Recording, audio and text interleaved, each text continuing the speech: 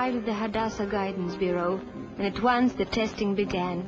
I thought I would faint. The psychologist had said not to worry. The test would probably show I was right in choosing to become a dressmaker. Even so, strange words in a strange land make you feel lost. I could think better and faster in Hungarian. But working with the hands, that was easier. It was a game. I was making my broken life over again. Yes, I understood perfectly. I must put the pieces together. From many shapes and colors, make a new design.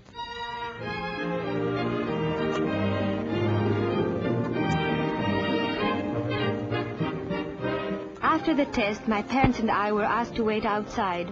All of a sudden, I had a chum, a North African student named Margalit, with wonderful dark eyes, and we both spoke French.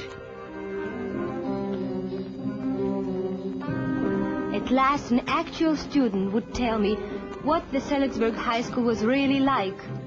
Margalit described the handsome new building. She spoke glowingly of the spirit among the students. I asked her, would they laugh at my Hungarian Hebrew? You'll be one of us. Are the teachers nice? Are they strict? Are the standards tough? Margalit told me about the laboratory assistant course, how they are learning to make delicate laboratory instruments out of glass. As we were talking, Moshe arrived. He had a twinkle in his eyes and a quiet humor. Pardon my Yugoslavian accent, he said, and in perfect French sang praises for the other Hadassah High School for boys.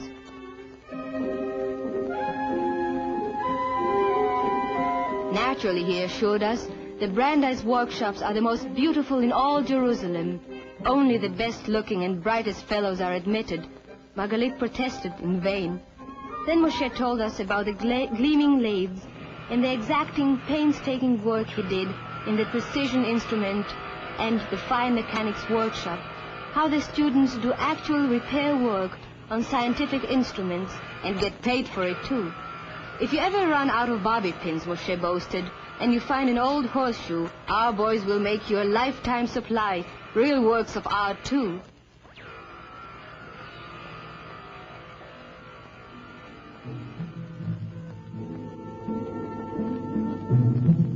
Just then, their friend Yaakov arrived.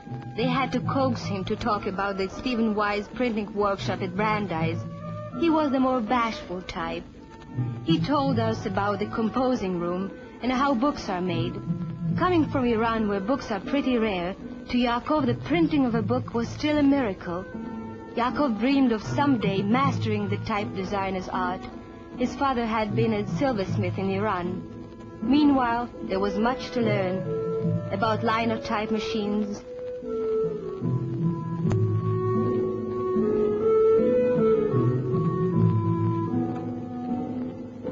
and the complicated art of mixing ink.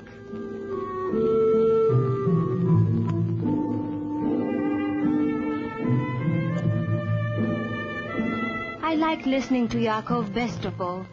He was so mature and thoughtful and gentle. On my first day of school, my new friends insisted on walking me to class. I was so moved. Mazal tov, they said. You'll be a great couturier. And Yaakov looked at me as if he wanted to say something and couldn't.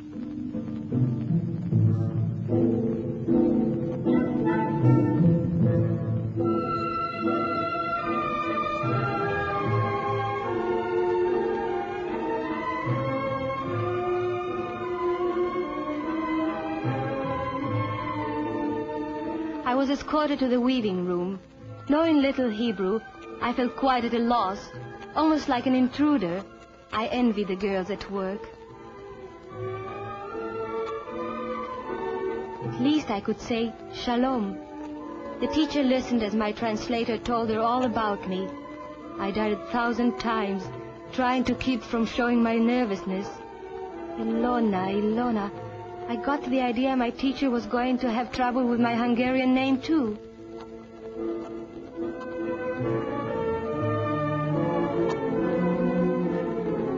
But then, at last, I would have my hands on something firm to the touch, a simple wheel to spin the wool.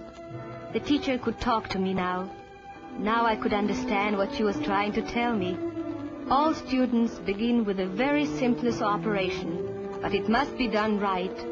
Over the spokes of the wheel, I could see my classmates watching me.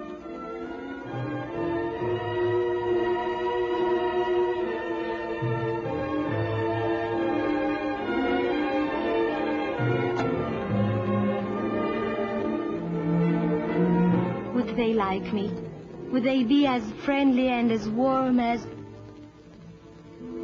Margalit, come especially to see if I was still alive.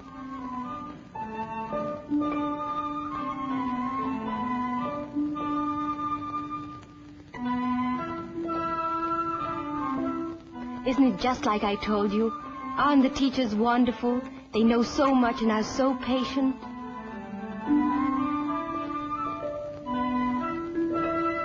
Yes, I could tell her. You were right. It is wonderful.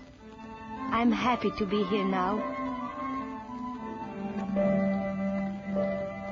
The first chance they got, Moshe and Yaakov and Margalit took me on a sightseeing tour of Jerusalem, up to the top of Mount Zion.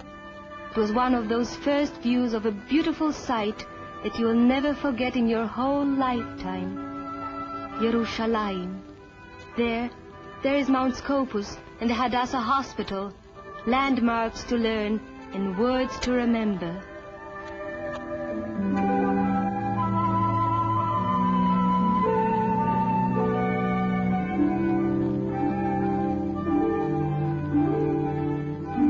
Mizrach, east. Ma'arav, west.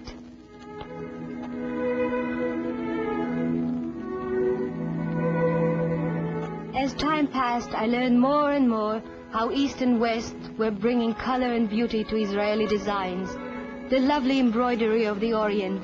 Someday, perhaps, they would be combined with modern designs into utterly new and original creations.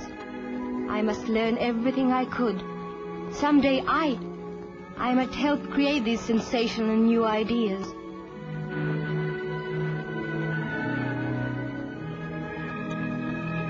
But meanwhile, I would have to work hard to achieve perfection in current styles, to produce the kind of masterpiece worthy of the Hadassah fashion show.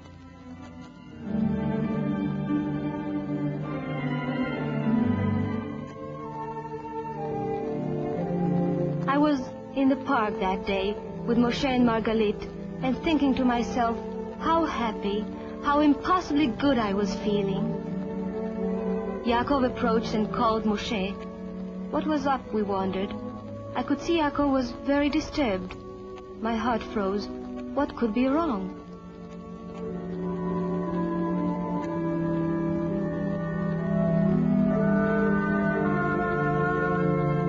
The boys talked for what it seemed like ages.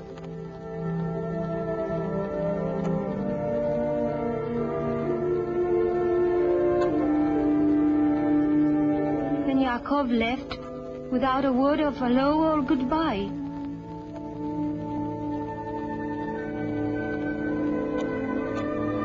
Moshe gave it to me straight. Yaakov couldn't see me anymore. Just a Persian mother's fear of European influence. What can you do? I was stunned. The next day, we visited the immigrant village at Castel, where Hadassah has a youth center. It was thrilling to see older persons at the center who were writing Hebrew for the first time. We had to come to help them.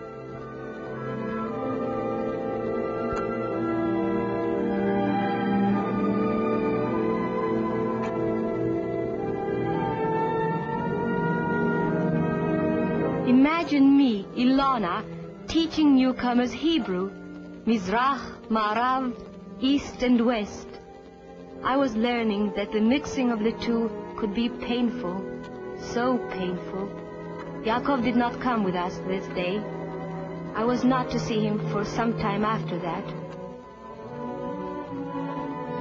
But Moshe, that sweet, clever fox, he was not asleep.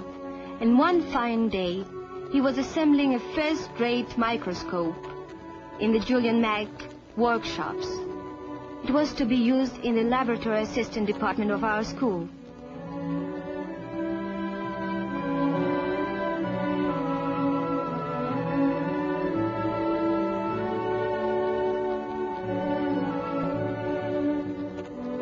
Who was to deliver it? Moshe, of course. I ran to greet him. Moshe, calm as a cucumber as always. Naturally, he asked if I had seen Yaakov lately. You know better, I said, and begged for news. How is he? Is his work still going badly? Why don't you ask him, Moshe said, pointing to the gate. Instantly, I knew he wasn't fooling. And oh, it was Yaakov. Yaakov standing there, looking so apologetic and so happy. And in a moment, all was explained. All was good, and his mother knew. And so long as it would help his work, we could see each other, but not too often. Yaakov amazed his classmates and his teachers after that. He worked with such ambition and energy. There was to be a dance, an Independence Day dance, and Yaakov was put in charge of printing the posters. I knew that this Independence Day would have a tremendous meaning for Yaakov. It meant recognition by his parents that he was different from them. Not entirely different, not entirely independent, but certainly more Israeli than Iranian, more of a man than a boy. We went together, the four of us, to see the parade. The happy crowd pulled us apart. It didn't matter. The crowd was one. We were all one in pride and confidence in Israel's future. A voice roared, "Here come the planes!" Everybody looked at the jets. I felt this glorious parade is about us, about Yaakov and me and Margalit and Moshe, the life we were finding and making together. And I thought, Ilona, perhaps it is time to change your name, the way Jacob's name was changed when his life was given a new meaning, when God said, "Thy name is Jacob, thy name shall not be called any more Jacob, but Israel shall be thy name. A nation and a company of nations shall be of thee." So I came to choose the name Rachel, beloved of Jacob. I will never forget that Independence Day dance. It was my day of independence too, from the past that could never be again. And strangely, as we danced, I remembered the test I took the first day, the many colors and parts to be made into pattern. And here dancing, I felt the pattern, the living pattern of which I was a part, felt the rhythms of it through the hands of those I loved.